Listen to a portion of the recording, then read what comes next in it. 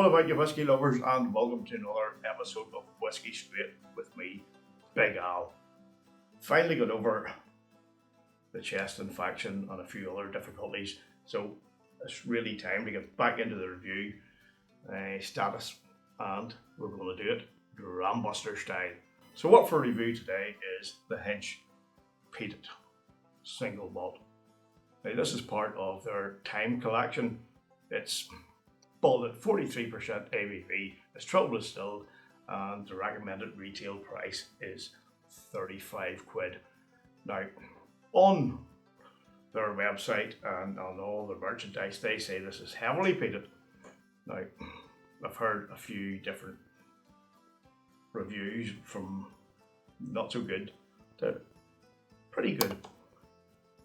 I've only tried it once before when I was down doing a tasting at the distillery, and this is the first time where I'm really sitting down to think, is this going to be something that I will, for you guys, recommend, whether it's a buy, try or deny.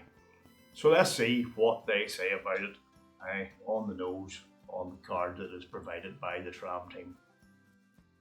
It says it's sweet, tart, smoky and woodish nose.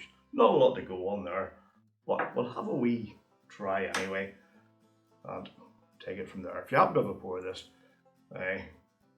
bring a wee drop into your glass and drink along together. If not, just a wee drop of whatever tickles your fancy. Sláinte. Right off, yes, there is tar. Quite evident it's peat. And yes, you can see where they're coming from with the tar description. It's tar. It's almost like when you're driving down the road and you go into one lane because they're doing road works and there's a wee bit of tar being put down on the other side. That sort of thing, if you know what I mean. But there's also a wee bit of smoke coming in there as well. There's a wee bit of, well, how can I put it, fruitiness.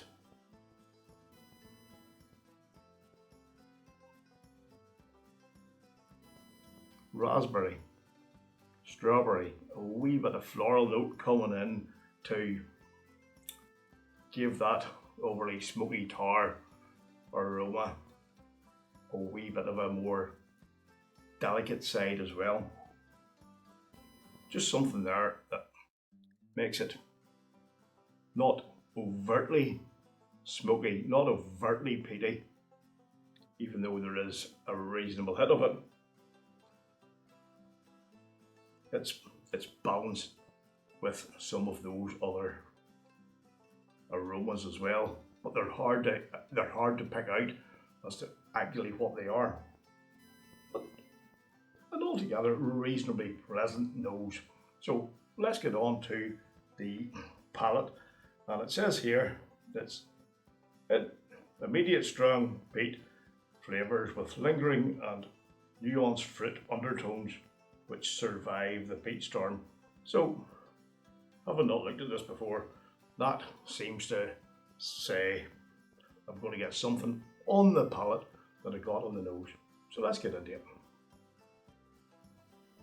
Again, right on the arrival, smoky peat. And there is quite a kick off it as well. Again, that tar comes through. This is more of a peat bog experience. Some of these whiskies that you get that are peated, you can get that bonfire smokiness, a wee bit of ashiness, but this is like a real, just digging the peat from the peat bog. Bit of grassiness coming into play now as well, bit of earthiness. On the first sip, no fruitiness whatsoever, but we'll go in again and see. Now that grassy element that I got from the first sip is still there, but it does become a wee bit more, not, well, I was going to say floral in nature, but it's not. overtly floral, but there is a wee touch of floral notes that come through. Garden,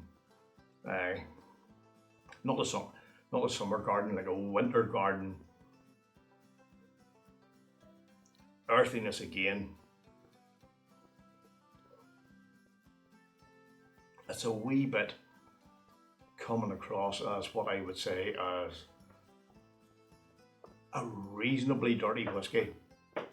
Bit of licorice coming through as well. Bitter coffee. But all the time when it's giving off these flavours and aromas, there is a wee bit of, what would you call it, a refinement there as well. It's dirty-esque with a nice rounded feel. So on the finish, a bit of licorice comes through on the palate as the peat gently mellows, awaiting your next sip. Yes, definitely on the finish, there's the licorice, there's the tar, but there's a refinement in there as well that gives it a nice rounded feeling in the mouth. It's not harsh, it's easy going on the palate. It's palate coating. And I think the overriding lingering finish here, which is medium to long, is licorice. Licorice, tar, peat. All in all, for 43% triple distilled whiskey, it's, how could I put it? It's something that would be nice to introduce somebody to a peated whiskey, because it's got the nice elements of the peaty, smoky side of things, more peaty than smoky, and it's got that refinement that will not overtly put people off, because it's easy when you're trying to get into the peaty side of things. It's easy if you get something that's overtly peaty or smoky, it's going to put you right off going for the next one. I think this would be an ideal introduction to peat. Based on that, I would say this is a buy, because it's good value for money. It's 35 quid and it's nicely balanced. There's not a whole big pile of complexity going on, but what you've got here is a whiskey that will give you a lot of what's going on in peat and smoky whiskey, more peaty, and give you it in a nice rounded way so that you can build yourself up to go onwards and upwards. So folks, if you've had this, please let me know your thoughts down below in the comment section. Thanks again for your ongoing support. I really do appreciate it.